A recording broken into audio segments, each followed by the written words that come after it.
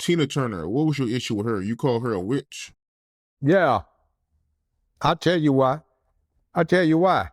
See, I was defending Ike. Why was I defending Ike? Because when I was in sixth grade, fifth grade, seventh grade, junior high school in South Central LA, me and my homeboys, we'd go play at the playground or something, and Ike would drive by in his Rolls Royce with his homeboy. He'd stop. He'd go get his homeboy to go get hamburgers and fries. He'd sit there and talk to us for 2 hours, tell us to be drug-free, stay in school, keep your stuff together. He'd talk to us about the problems we were having. You know, he was always a nice guy. And then Tina had a matching Rolls Royce. The windows are tinted. If you wave at Ike, he'd roll the window down and smile at you, stop and talk. Unless he'd say, I'm busy, guys, you know, like, I'll be back. You know, how long you gonna be here?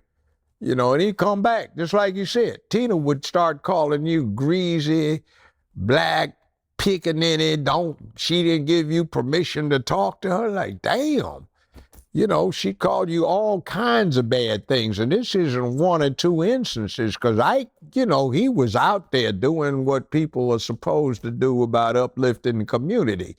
You talk about the young men out there that need some guidance. Ike was always out there telling us to be straight, stay in school, work hard, and it's all about your mind, not how much you can hustle. What are you doing to make a difference? And we saw him get brutalized by that woman, get hit with objects and stuff. It ain't like, you know, like we're looking like, damn, did you see how she hit him with that thing? I know that hurt.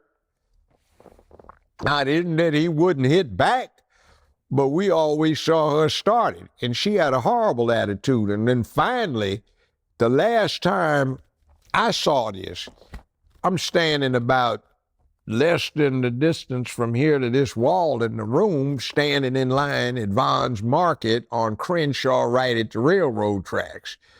I was in college, and there was some young ladies who were attending my former high school, Dorsey High, and they had on the sweatshirts. And Tina was about 4 people up in the line. And it was 4 of these young girls, and they were whispering, is that Tina Turner? Oh, my God, it is, it is. So one of them got enough nerve to say, Miss Tina, may I speak? She called her a bitch and said, oh, I didn't give you permission to talk to me. I'll slap the black off of you. Don't you dare talk to me without my permission. And the girls started crying. I said, damn. So, I mean, when they had that stuff like what's love got to do with it, and they put all that stuff out, I said, damn, man, that's cold the way they doing the brother. And he had 2 cases in my court. We did real live arbitration under California Supreme Court's blessing. You know, we're doing real contract arbitration. You know what the 2 cases he had were? He and his wife, they had a trust fund that they set up. And out of the fund, they were paying for women to escape abuseful spouses and boyfriends. If they left, it was a gift. If they went back twice, it was a loan. So they're in there getting the money back as a loan because the particular women in question went back to the abusing boyfriend or former spouse. So that's what they were doing. It's not that, you know, there wasn't violence on both sides, but if you grew up in L.A., my generation, you know, Ike was a good guy. He did that kind of stuff that we tell artists, you know, you need to go back there and start straightening these boys out, talk to them, counsel them, you know, tell them what time life is. So we saw what happened. So that's why I said what I said. It wasn't particularly being vicious to her. It's just like Ike talked to me, by the way, after the episodes aired and he could talk on the FCC guidelines. I ran into him at a place called Spago's. It's an upscale restaurant in Beverly Hills. So we're talking. He said, Judge, I swear, I didn't know they were going to do that. I didn't have any hard feelings. I signed off on the release. I didn't know they were going to make me this kind of demon. You know, it's not that we didn't have things. I said, brother, and then I ran down, you were there? I said, yeah. I said, and remember that thing up in Baldwin Hills? You remember the time you came next door and all these brothers over there playing football for Dorsey, and there was a barbecue going on in your neighbors, and she hit you across the back of the head with the rake when you were down there, and she was cussing at you because you had a mental block, and you said, yeah. You were there? I said, yeah. He said, I remember that. Said, now you chased her down the street afterwards throwing Coke bottles at her, but she whacked the devil out of you with that rake.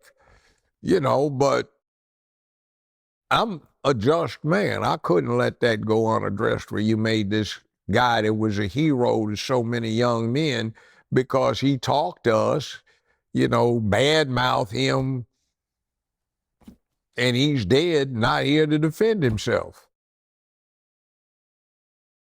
See, it's like, and then I give you context too. You run into, a long time ago, you run into somebody, hey man, what you doing? Oh man, I'm a barber, man, I got it together. Hey man, congratulations. You know, it was marginal coming out of John Muir Junior High School, man, on Vermont and 62nd in LA.